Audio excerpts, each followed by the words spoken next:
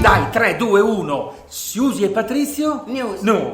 Va bene. Allora, dai. Aspetta, no, scusa, perché la memoria non è più quella di una volta. Prima di dimenticarmi... Pensionati per caso. Sì, va bene. Fammi ricordare che prosegue la pubblicazione su italiaslotour.it e italiaslotour.com, la differenza che .com è in inglese, della web serie sui luoghi UNESCO del Veneto. Ah, che bello, sì. E questa settimana va un episodio a cui sono molto legato, riferito all'orto botanico di Padova. Ah, molto bello. L'ho detto. Molto bello. Adesso puoi cominciare. Adesso non ricomincio, però dicendo appunto che vi dovete ricordare anche che su WAM TV, conoscete WAM TV? WAM, potete trovare una selezione dei filmati che ho messo, no? Ci sono tutta una serie di filmati veramente belli, stupendi, cose che non trovate da altre parti, questa è la cosa. E adesso c'è quello sul meteorite iperboreo.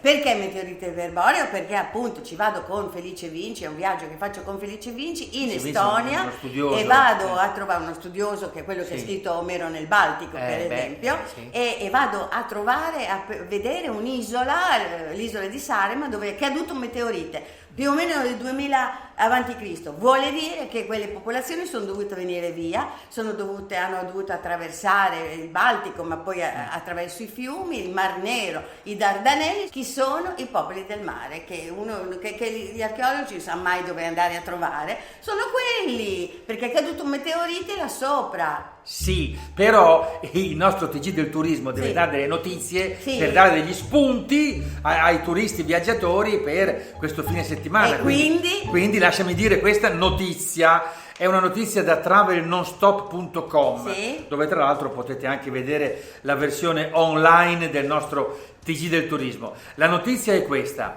FS Treni Turistici Italiani ha inaugurato la stagione estiva con un nuovo sito che si chiama appunto fstrenituristici.it, con degli itinerari nuovi verso la Liguria, la Toscana, il Veneto. Grandi novità, tra cui l'Espresso Versilia e l'Espresso Riviera, che naturalmente vi porteranno alle Cinque Terre piuttosto che alla Riviera dei Fiori. E poi una cosa fondamentale, sta a sentire, l'Espresso Cadore, che da Roma porta in montagna. Ci sono dei biglietti promozionali in questo periodo, per cui andate sul sito. Approfittatene. In Veneto, visto che tu hai parlato del Veneto, però l'aspetto archeologico del Veneto è interessantissimo. L'identità veneta è appunto un'identità da andare a ricercare. Ho parlato prima dei popoli del mare che venivano dal nord. I veneti cosa sono? Se non quello, esattamente quello. Pensate che Vene è una barca dell'Estonia, che la chiamavano Vene, ma pensa. Solo questo, solo questo vi fa capire quanto è importante l'aspetto archeologico del Veneto. Gli archeologi di San Basilio, Villa Marzana e Frattesina di Fratta sono paesi un po' non conosciutissimi, ma importantissimi, perché hanno scoperto reperti che costituiscono il più grande bazar della preistoria. Questo territorio è stato spesso citato dai greci, che si narra che anticamente il fiume Po, che allora era chiamato Eridano, era per quello che arrivava l'Ambra nell'Eridano, fosse un importante mezzo di trasporto di merci e risorse che partivano dai paesi proprio iperborei. Iperborei? Sì, e quindi è interessantissimo e approfondiremo.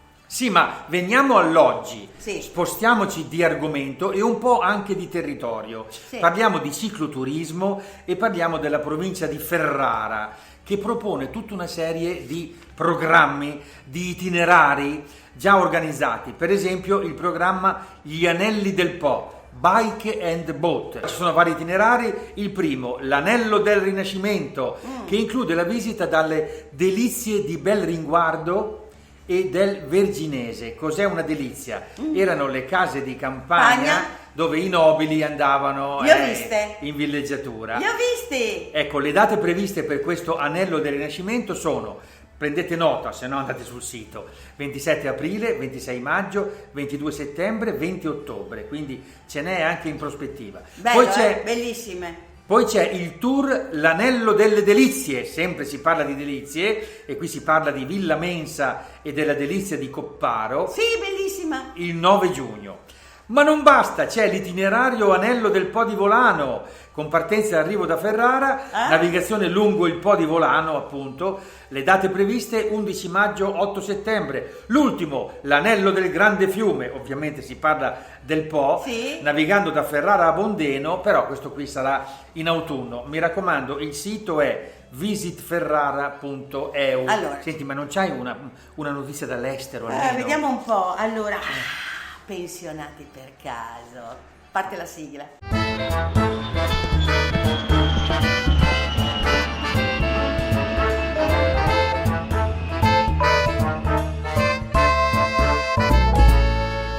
Allora, abbiamo scoperto che la Spagna offre ai pensionati l'accesso a vacanze sovvenzionate gestite dall'Istituto Spagnolo per gli anziani e i servizi sociali.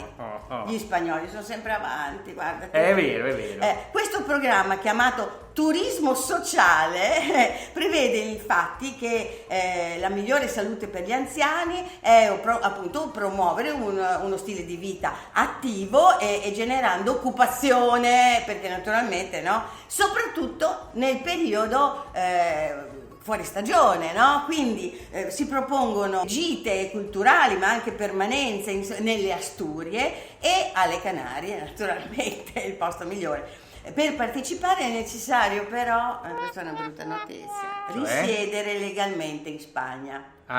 Quindi non ci potete andare voi italiani, ma volete chiedere a gran voce che anche queste cose vengano anche promosse, protette, fatte anche dall'Italia, no? E poi perché no? Prendere la residenza in Spagna, se si sta meglio, vabbè. Beh, vabbè, adesso arriviamo a quel punto, dai, però perché l'Italia deve essere, non deve essere alla pari almeno della Spagna, no? Quindi una notizia di carattere, diciamo così, culturale ideologico. Sì. E qui è facile, perché si tratta semplicemente di passare da Milano. A Milano fino al 5 maggio c'è una mostra sulla resistenza operaia a Berlino nel 1942-45. Contro Hitler. Il titolo è Basta con Hitler, mettere fine alla guerra. E si può visitare appunto alla Camera del Lavoro di Milano. È stata tradotta e promossa questa mostra dal centro Filippo Buonarroti. Fantastico. Allora è importante adesso la pace e capire che anche nei periodi più bui c'erano queste iniziative contro la guerra, contro la repressione e contro appunto il nazifascismo. Cioè, mi sembri un politico anche te. Insomma, sono dei tempi che bisognerà, Vabbè, comunque è vero, è verissimo, vabbè, la pace è la cosa più importante per fare qualsiasi tipo di turismo, di viaggio, no? È logico, come si fa?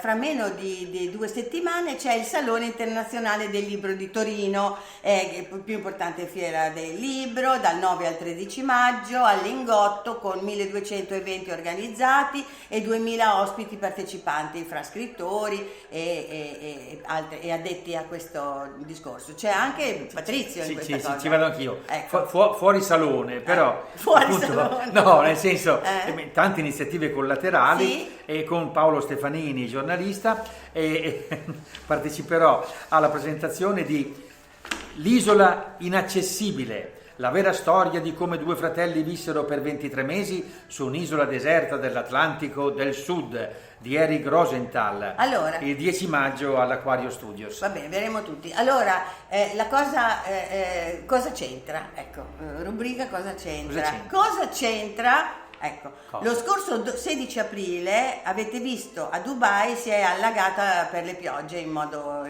torrenziale, ma veramente? No, di più. Dubai. Ma è una cosa pazzesca! Dubai! È la seconda volta! Ma c'è il deserto! Sì! certo, Magari. perché è il deserto. Allora è abbastanza scontato che questo tipo di piogge, ma robe torrenziali, guardiamo le immagini, avvengono perché c'è un controllo del clima, no? Perché c'è un controllo della pioggia, eccetera, eccetera. Insomma, ci sono gli aerei che vanno in giro, buttano giù della roba, sale o altre cose chimiche, eccetera, e poi per far piovere, ma chiaramente è difficile controllare tutto questo, no? Sono le famose scie chimiche. Ma tu dici? Certo! Ma esistono? Ma